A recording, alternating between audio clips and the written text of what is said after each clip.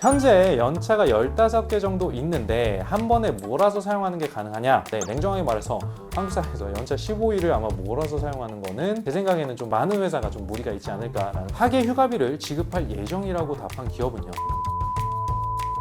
절반 이상으로 꽤나 높은 비율이죠.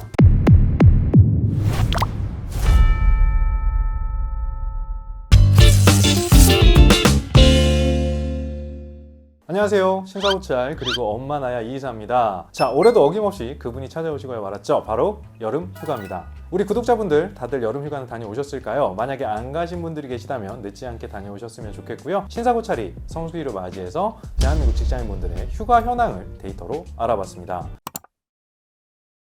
자, 확인을 해보니까 직장 규모별로 약간의 차이가 좀 있더라고요. 먼저 휴가 일수부터 한번 볼까요? 한국경영자총협회가 전국 563개의 기업을 대상으로 2024년 학예 휴가에 대한 설문조사를 실시를 했어요. 300인 이상 기업 같은 경우는 5일 이상 준다라고 응답을 했고요. 300인 미만 기업 같은 경우는 3일 정도 준다라고 답했다라고 하더라고요. 자, 300명을 기준으로 분류를 하지 않고 응답한 전체 기업을 대상으로 한번 해보면 3일이 41.6%로 가장 높았고요. 5일 이상이 32%, 꽤 되네요. 그리고 4일이 13.9%, 2일 이하, 2일 언더다라고 하는 게 12.5%로 집계가 됐다라고 하는데, 이 데이터를 좀 더 자세하게 저희가 살펴보니까요, 해당 설문에 응답한 모든 기업들에게는 한 가지 공통점이 있었다는 거죠. 바로 5인 이상 기업이었다라는 거예요.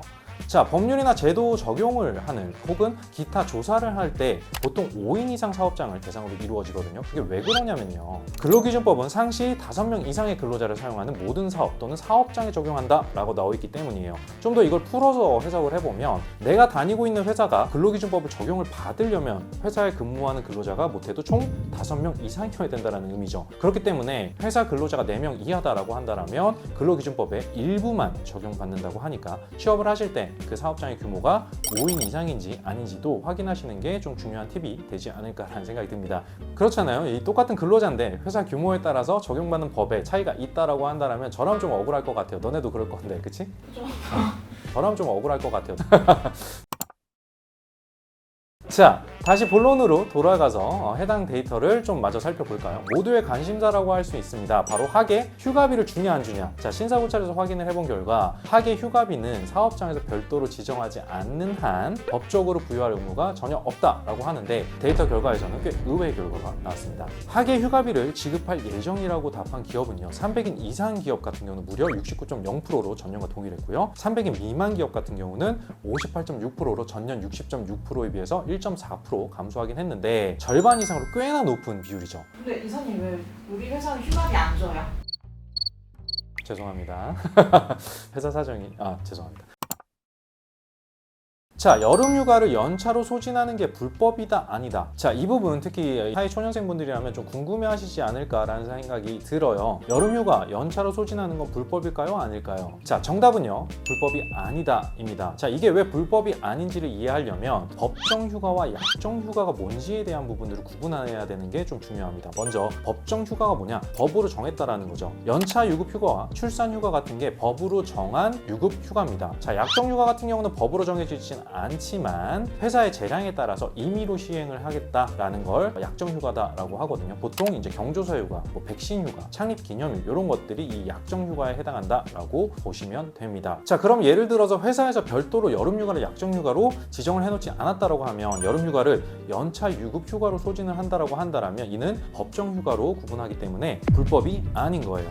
더군다나 법에서는 여름휴가를 의무적으로 지급해야 된다는 규정이 없어요. 그렇기 때문에 우리 회사는 이번에 사정상 여름휴가를 안 준대요 라고 한다면, 남들 다 가는데 전 휴가 못 가는 건가요? 라고 물으신다면 그건 아니다. 자, 법정휴가는 연차 유급휴가를 사용을 해서 여름휴가를 떠나면 그만입니다. 자, 하지만 기억을 하셔야 되는 건 그만큼 연차가 소진된다는 거죠. 근로기준법 제60조 2항에 따르면 1년 미만 근로하신 분들 1개월을 개근을 하면 하루에 연차 유급휴가가 발생을 하고, 1년 이상 근무하신 분들 같은 경우는 1년 동안 80% 이상을 출근을 했다라고 한다면 15일이라는 연차 유급휴가가 발생해야 된다라고 명시가 되어 있어요. 그렇기 때문에 휴가 시즌에 현재 나의 상황에 따라서 남아있는 연차 유급휴가를 사용을 해서 여름휴가를 다녀오시면 그만이다라는 거죠. 참고로 저희 회사 같은 경우는 모든 직원분들께 유급휴가 3일을 지급을 했습니다. 자, 7월부터 11월까지 사용하고 싶을 때 아무 때나 사용할 수 있도록 했고, 이걸 잘라서 사용하셔도 상관없고 저희 회사 나름 괜찮은 것이니까 많은 입사 지원 부탁드리도록 하겠습니다.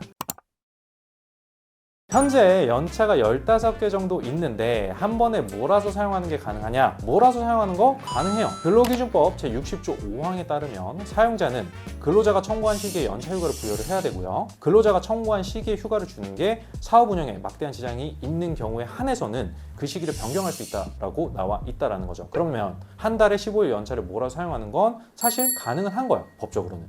자, 근데 내가 15일 동안 회사에 출근을 하지 않았을 때 회사에서 내 업무를 백업을 해줄 인력이 없거나 혹은 그 기간 동안에 뭔가 특별한 프로젝트가 돌아가고 있거나 아니면 특정 기간 내에 해결해야 될 막중한 업무가 있다라고 판단을 한다라면 사업장과 근로자 간 합의를 해서 그 기간을 조정할 수 있다라는 의미죠.